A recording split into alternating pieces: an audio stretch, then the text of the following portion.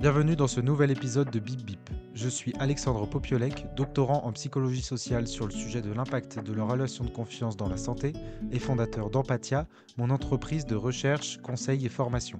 Dans ce podcast, j'explique comment je réalise et finance ma thèse, construis mon activité et avance sur mon développement personnel.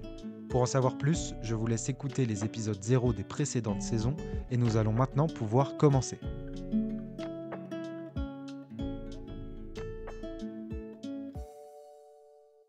J'avoue que je cherchais des sujets pour cet épisode, et en fait, j'ai trié par, qu'est-ce que j'avais envie de dire et il m'est venu en tête, quelque chose qui est très important et surtout très actuel et je sais pas pourquoi je vous en ai pas parlé.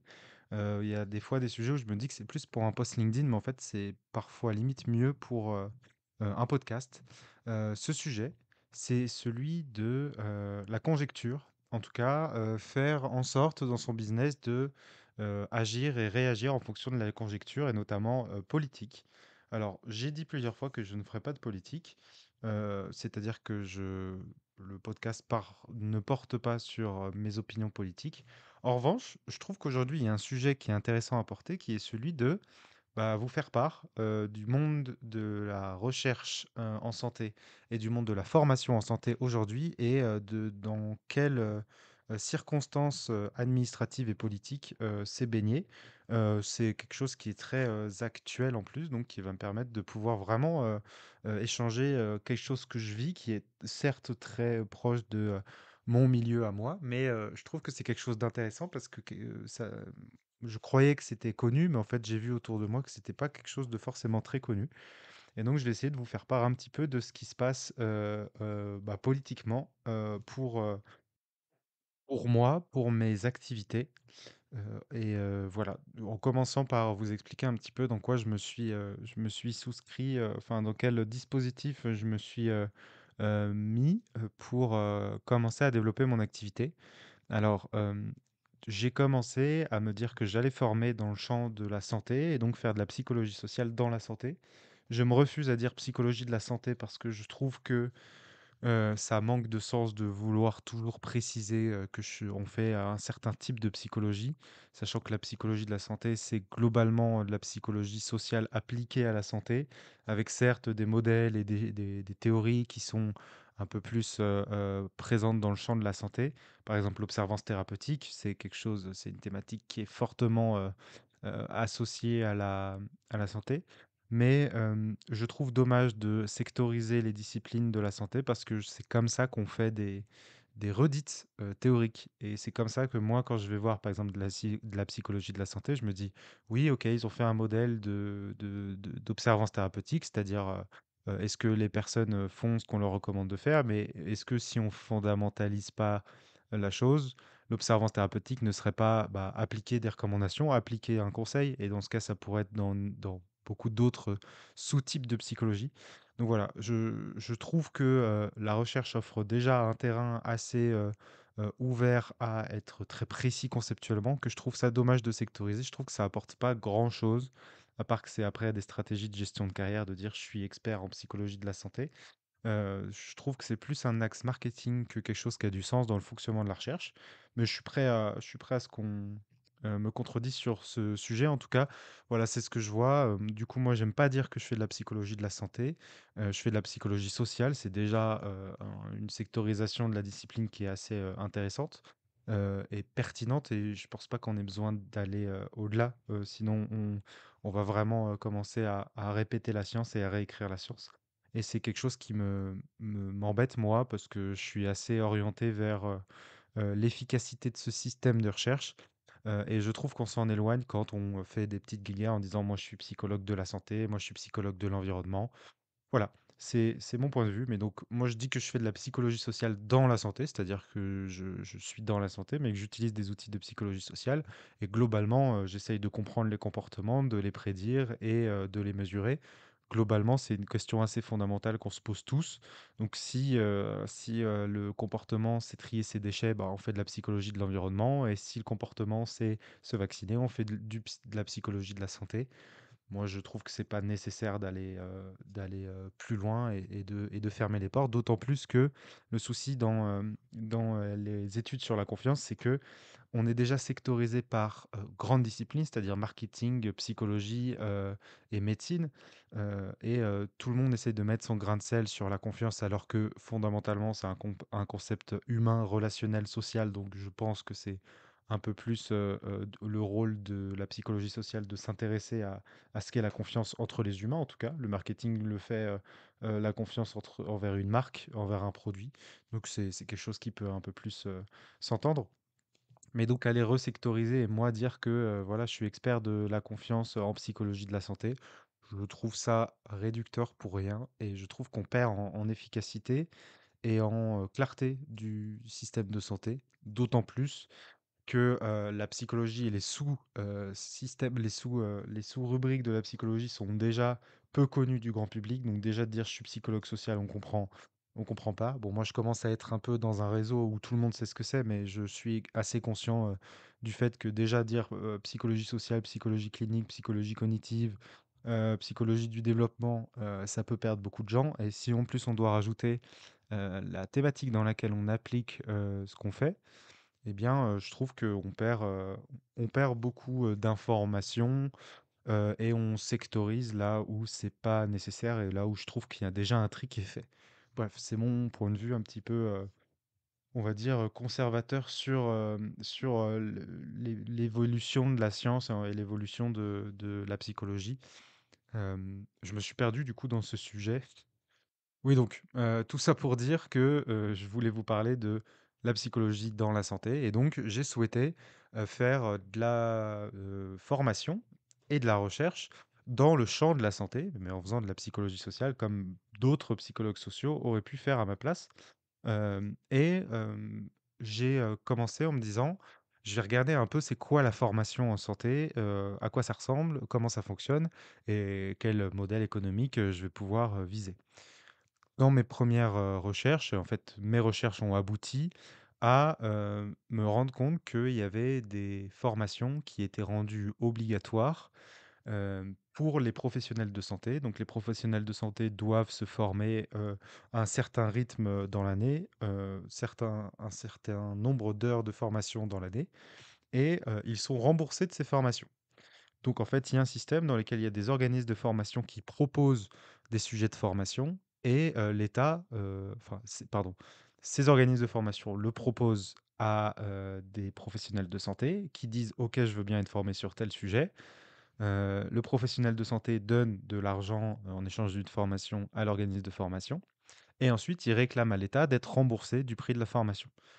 Quand j'ai vu ça, je me suis dit: «Bah, en fait, il y a des gens, en France, des professionnels de santé, des médecins, infirmières et cetera, qui, sont, amenés à être obligés d'être formés et qui, en plus, sont remboursés». Ça veut dire qu'elles ont, une pression enfin, ces personnes ont une pression, institutionnelle à se faire former et en plus, ça peut leur revenir gratuitement. Donc je me suis dit: «Logiquement, bah, c'est un bon moyen pour moi, de, former et de me placer dans un cadre, économique, assez, facile parce que les clients, se font former gratuitement si on fait, le tour de la boucle. Donc, je me suis, rapproché d'organismes de formation, spécialisés dans, ces systèmes-là. Donc, il y a, un système ANDPC, donc un système DPC, développement professionnel continu, il me semble. Malheureusement, j'ai arrêté de préparer mes podcasts parce que c'est comme ça que j'aime les enregistrer, donc je gagne un petit peu, en imprécision, mes excuses. Mais donc il y a une agence, l'Agence nationale du développement, professionnel continu, ANDPC. Je suis pas sûr du D, mais globalement, c'est une agence qui, référencie, analyse et surtout valide les sujets de formation qui, peuvent être remboursables, à destination des professionnels de santé. Et donc c'est l'institution qui, l'instance, la structure qui, règle, et contrôle, ces formations qui sont remboursables. Donc je me suis intéressé à ce dispositif, je me suis intéressé aux organismes de formation qui sont associés à ce dispositif en disant: «Bah, si moi, j'ai un sujet de formation, est remboursable du point de vue de l'institution et que j'arrive à le vendre à des organismes de formation, et ben ensuite, je suis quand même dans un système où l'organisme de formation a juste à dire: «Bah, cliquez ici, vous allez être formé, vous serez remboursé». Donc, c'est un placement stratégique, que j'ai trouvé pertinent. Et qui en effet, m'a permis d'avoir, des contrats et de m'inscrire, en collaboration avec des organismes de formation qui sont spécifiques à NDPC ou qui font des formations, on dit, qui font des formations DPC. Pour ceux du domaine, comme d'habitude, mes excuses, j'essaye de vulgariser et puis de le faire, de mon point de vue. C'est-à-dire que moi je suis formateur, donc il faut que j'ai un point de vue global de à quoi ça ressemble et je suis pas un expert DPC. Je suis justement accompagné d'organismes de formation qui s'y connaissent mieux que moi pour, déposer et faire valider mes sujets de formation. Donc la NDPC, mais il y en a d'autres, hein. Il y a le FIFPL, il y a un autre FIF, je sais pas quoi. Je crois qu'il y en a deux ou trois, mais la NDPC, c'est quand même quelque chose de connu et de conséquent dans le champ de la santé. Et donc, aujourd'hui, il y a un rapport qui a été sorti de l'IGAS. Ne me demandez pas ce que ça veut dire, mais d'une autre institution qui explique à quel point les formations obligatoires, et notamment le système de l'ANDPC, est limité, est critiquable, et en effet il est. Et bah, la conclusion de ce rapport, c'est de suggérer qu'il faille fermer tout simplement le dispositif du DPC pour les professions à ordre à partir du 31 décembre 2025. Qu'est-ce que ça veut dire? Ça veut dire que beaucoup de professions de santé qui ont un ordre étaient obligées de se former, pouvaient se faire rembourser, et du jour au lendemain, il y a un rapport qui dit bah, on devrait l'enlever, et donc il y a des propositions qui ont été faites pour appliquer cette suppression à partir du 31 décembre. Mais ça a une conséquence de bah, fermer tout un dispositif, de fermer le modèle économique de organismes de formation qui ont tout basé sur ce dispositif, et potentiellement de formateurs comme moi qui se disent bah moi je fais aussi de la NDPC parce que voilà je m'inscris dans le truc où les médecins se font former gratuitement. Je sais que c'est quelque chose qui donnera envie de se faire former, donc c'est quelque chose de positif. Je vous dis ça, c'est pas une plainte, c'est pas un coup de gueule, et c'est même pas, le fait de vous dire, que, mon activité va s'arrêter et cetera, parce que je ne fais pas que ça, et même j'ai plutôt un virage dans mes prestations, donc c'est pas ce qui me fait vivre. Donc moi, c'est juste un moment où je me rends compte que la conjecture, bah, a un impact sur le business, et que je pense que c'est là où il faut apprendre, l'agilité, et je trouve que c'est un moment important, à vous partager, bah, de savoir que parfois on a des vents de face, des vents dans le dos, administratifs et politiques, et vous expliquer un peu contextuellement à quoi ça ressemble. Donc, il y a une de ces instances qui devrait être supprimée, sauf qu'on est face au flou. Il pourrait y avoir un système qui pourrait compenser ce dispositif pour que les professionnels de santé continuent à se faire former gratuitement dans une pratique de développement professionnel continu. Et c'est celui de la certification périodique. Donc on va dire que c'est une autre manière organiser et décider quels sujets vont être remboursés. Et en fait, il y a un gros flou sur, bah, OK, si on supprime l'ancien fonctionnement, qu'est-ce qu'on va faire pour le nouveau? Quels vont être les sujets remboursables? Qui va décider? Et du coup, je suis face à, et surtout les organismes de formation, hein, c'est surtout à eux que je pense, j'avoue, parce que moi, je peux faire plein de choses différentes, mais quand il y en a qui ont des employés et qui doivent, et qui sont inscrits dans un dispositif qui change à quasiment 6 mois, c'est assez, compliqué. Et donc, bah, aujourd'hui, il y a, un grand flou sur, ce qui va se passer, dans les prochains mois pour, former les professionnels de santé. Et donc évidemment, moi, c'est une retombée sur moi, sur les organismes de formation avec lesquels je travaille, parce que, bah, ils ne voient pas un avenir, certain, et donc c'est difficile pour moi de négocier des formations, et puis de dire: «Voilà, je rentre dans votre organisme, on développe une formation, vous allez la vendre pendant des années». Bah, en fait, c'est plus le cas. Donc, je suis face à, la conjecture tout simplement, qui veut que on est face à une année un petit peu, morte et molle, dans, le champ, je pense partout, hein, parce qu'il y a eu beaucoup d'allées, enfin de, comment dire? Il y a eu beaucoup d'événements récents en politique, tout simplement.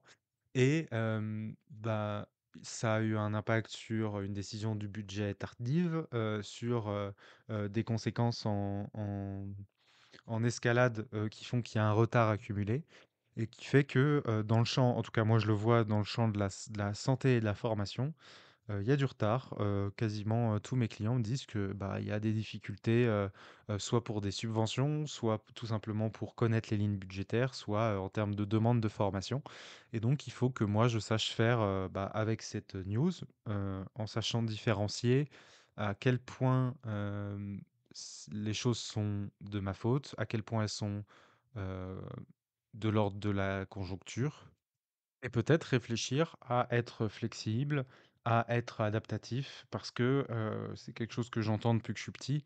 Une bonne entreprise, c'est une entreprise qui sait rebondir sur les événements.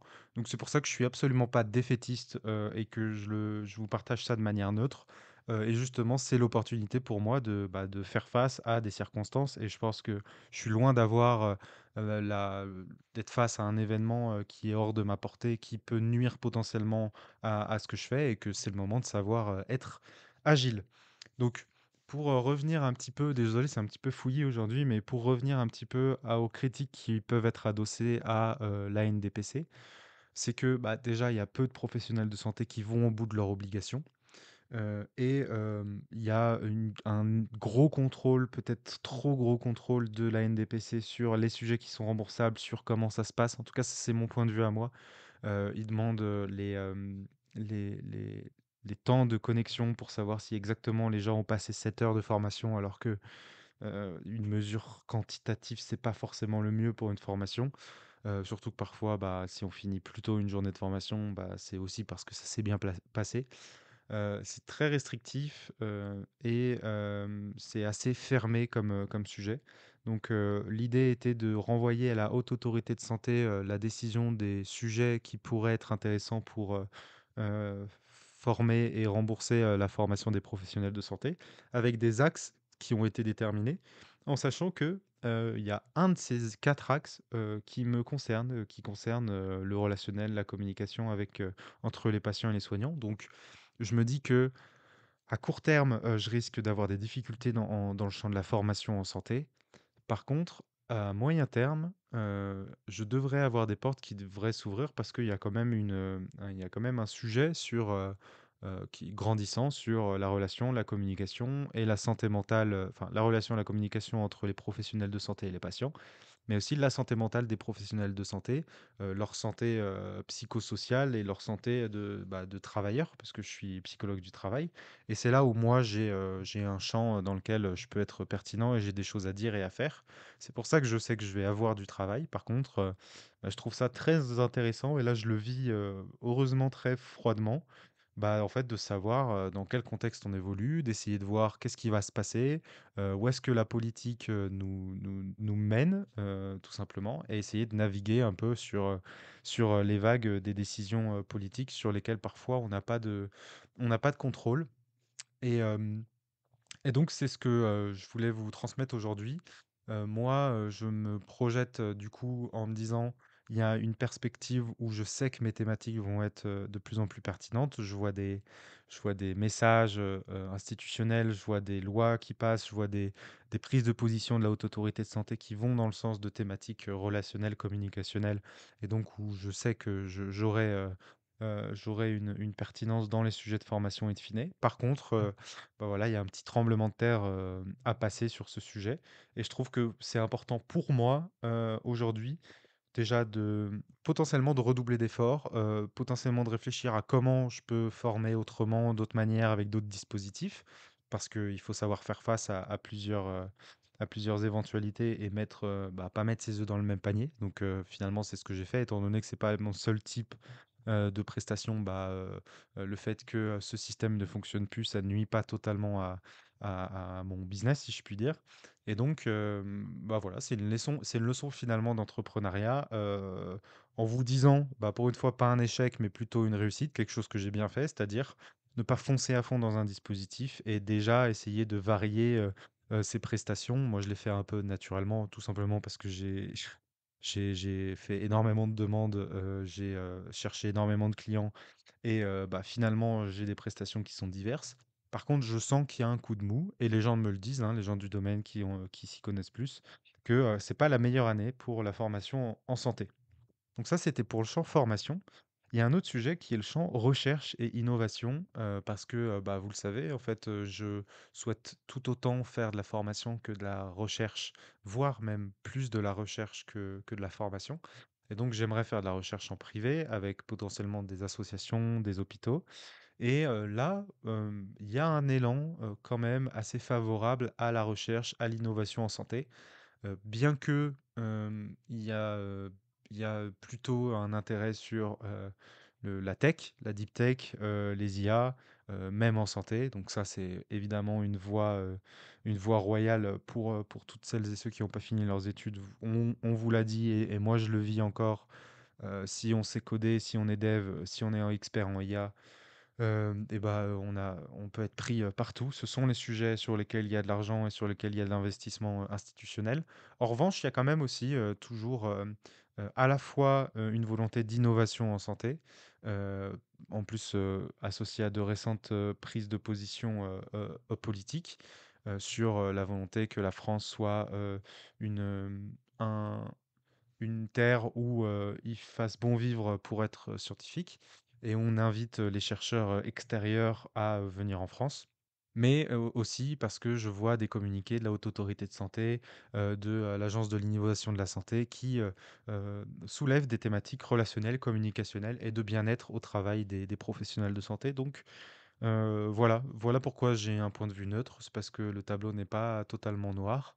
Il est, voilà, le fonctionnement de ce que je vais faire et du système de formation et de la santé en ce moment est en ébullition, mais je pense qu'il va aboutir sur des thématiques et un fonctionnement va être positif pour moi et intéressant, hein. Quand je dis positif, c'est pas purement financier et vénal, c'est que ce sont les thématiques qui m'intéressent, c'est les thématiques pour lesquelles j'ai envie de travailler et de gagner ma vie et ça a l'air d'aller dans le bon sens. Donc si je peux transmettre, quelque chose en conclusion, c'est de vous dire que je pense que quand on se lance dans l'entrepreneuriat, c'est important d'avoir, un œil sur, l'actualité politique dans notre domaine, mais aussi, sur, les communications des institutions, sur, en fait, de la culture, générale de comment ça se passe. En tout cas, en France, connaissant, les strates institutionnelles, administratives et la complexité, il se passe beaucoup de choses et du coup, je trouve que c'est important et intéressant à la fois pour tracer son cap, mais aussi pour, faire des virages sur, sur le trajet pour, atteindre le cap.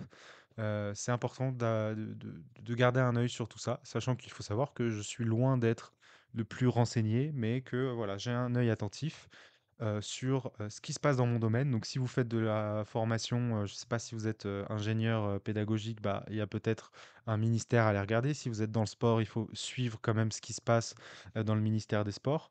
Moi, tout simplement et c'est assez simple, LinkedIn, je sais que c'est un réseau qui fait, grincer des dents, beaucoup de gens, mais LinkedIn m'apporte beaucoup sur ce sujet-là, en suivant, la Haute Autorité de Santé, en suivant, des, personnes politiques, qui sont, dans mon champ de travail et bah, c'est là où j'ai des infos. Je suis aussi les actualités globalement, sur Google Actualités, même si, je trouve que l'algorithme est pas top et on n'a pas forcément des trucs, super, mais voilà, je trouve que essayer de se rendre compte de la conjecture actuelle de notre métier, c'est une manière, simple, d'avoir un cap clair, de se rassurer sur nos objectifs, sur comment ça va se passer dans les prochaines années et de pouvoir être réactif et mieux comprendre le fonctionnement de ce qu'on est en train de faire. Par exemple, moi, de manière opérationnelle, je me dis: «OK, c'est peut-être pas une année, où, la formation en santé, il va se passer grand-chose. Soit je redouble d'efforts et je sais que pourquoi je le fais, soit, bah, c'est le moment d'essayer de développer autre chose ou c'est le moment d'arrêter de communiquer avec des organismes de formation qui sont spécialisés, DPC et peut-être d'autres types, d'organismes de formation». Voilà. En tout cas, ça me permet d'adopter un choix stratégique sur, le développement de mon activité. Voilà ce que je voulais vous transmettre aujourd'hui. J'espère que ça a été clair. Je me suis pas senti très organisé, mais j'espère que ça a été clair quand même. Merci de votre écoute. J'espère que vous avez passé une, bonne semaine. Je vous souhaite une très bonne semaine et à lundi prochain pour un nouvel épisode de Bip Bip.